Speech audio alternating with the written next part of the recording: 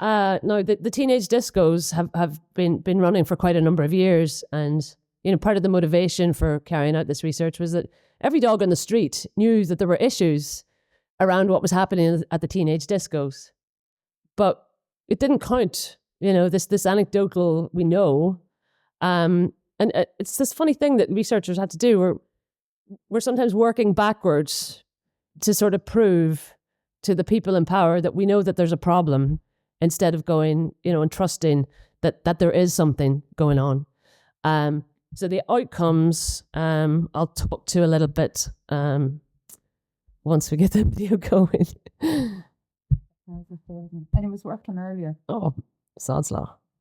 Right, well, we'll batter on if you can, I suppose. We could just listen to it, okay? So this video, two young women are discussing what happened at the disco. They've gone back, they're having a sleepover, as girls are wont to do.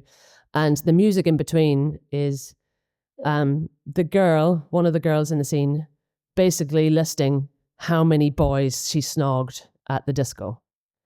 So the music gives you an indication of what that number might be. Did you all kiss? Oh, well, me, I had a fun time. Okay, so first we started off with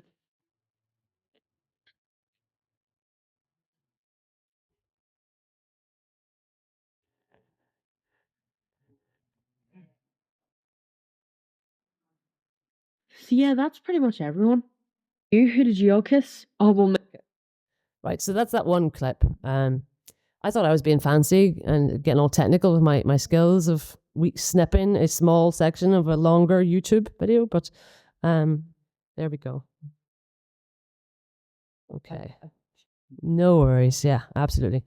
The other clip shows the pickup routine that any parent whose kid has gone to a teenage disco will know and have been through the agony of making sure, oh God, have I talked to them enough about being safe and, wearing appropriate clothing and crossing the road safely and agreeing the pickup point and all the rest of it. And so, the reason I wanted to start off with these videos is that they were made by a young person who was actively going to the discos at that time. And it shows a level of intellect and wit and satire and knowing by the young people themselves about what is going on. So the following are a few screen grabs that depict some of the scenes, again, posted on social media as evidence, again, that we kind of knew what was going on at the teenage discos. My study focused on two sites, Monaghan and Donegal in particular, because we knew that they were particularly large discos. The preliminary research into desk-based research or web search to find out how many of these teenage discos are there in Ireland found that there was maybe between 8 and 15 happening on a regular basis. Others, just the listings may not have been appearing in the web searches. A lot of the information and sharing about this has moved to social media, and not even on Facebook now. It's on, Instagram and TikTok and whatever social media profiles the young people are using. The site in Letterkenny is particularly problematic in a number of ways. There were early efforts, and the venue were engaging in a safer socializing committee in both sites, actually. And then COVID hit, of course, the pandemic, and everything kind of shut down. The one in Letterkenny was operating right up until the lockdown, and probably one of the first places to open as soon as they could when restrictions eased.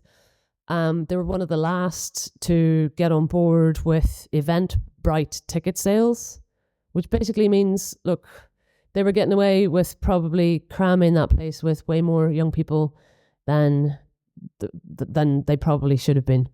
Anecdotal reports from the young people, some scenes on the streets, particularly the first night after the opening, showed thousands and thousands of young people on the streets in Letterkenny, and some of them on another occasion being redirected to the downstairs part of an over 18s disco that was actually happening at the time.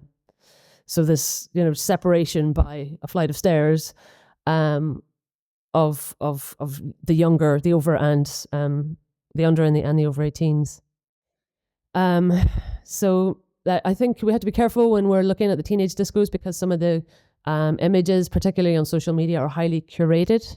They're sort of targeted at 12 to 16-year-olds.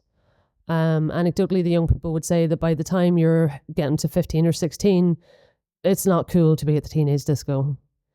So, that raises questions about where are those older teens going who technically can't really get into the pubs yet, although that may also be something that is happening.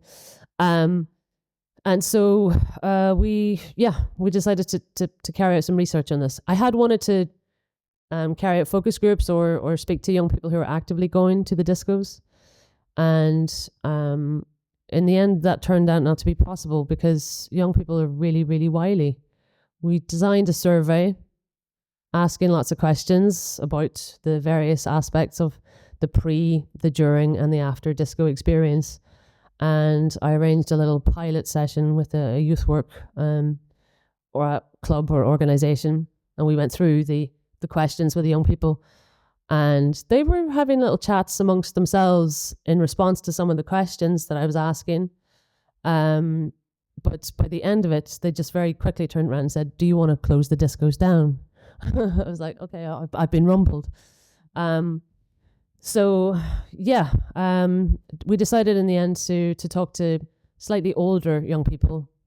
So I spoke to 5 young people, some in Donegal, some in Monaghan, and they were aged sort of 19 to 22. But I was talking to them about their recollections of the teenage disco experience.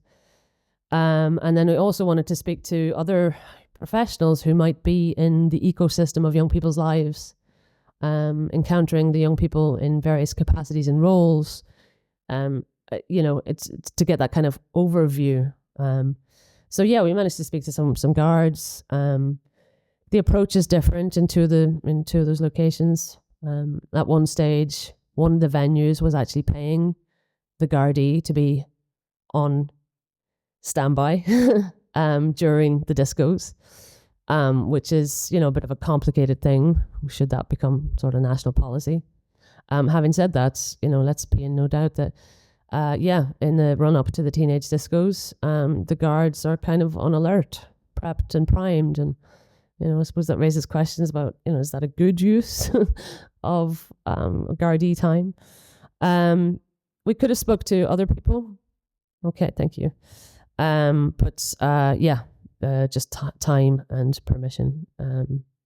The theme of this conference is, evidence into action. The research, the report on it is 160 pages long. It has wonderful in-depth quotes with very juicy details about people's fears and things that they've seen and things that they're worried about are going on at those discos. And that's one thing. But how we produced that report, Dancing at the Disco, came about because of just sort of timing, was fortuitous. We were trying to find a way to capture the most salient points and maybe the things that we had leverage with the government for in terms of things that they could do, practical things that they could do that would make sure that the disco experience was safe for young people. So look, there's lots of issues came up in the research, as you can see from the conclusions. Sexualization, the adult to child ratio was something else. We decided to hone in on those very doable changes that the government could make. There are other features or aspects of that conversation that I'm happy to answer questions on. I suppose the children's rights expert document, was produced by Ollie Bartlett. And again, we're thinking the government already has obligations that they're mandated to sort of implement with regards to the UNCRC, and the rights of the child. And here we have some examples and evidence now of ways that these corporate actors, these nightclubs, are basically now thriving off running teenage discos in some places. 2,500 young people once a month, €15 a ticket. That's a very handsome return. And half an hour later, the adult disco opens, and there probably aren't half as many people in there at the adult one because of all the at-home drinking and other things we've been talking about today. Anyway, thank you.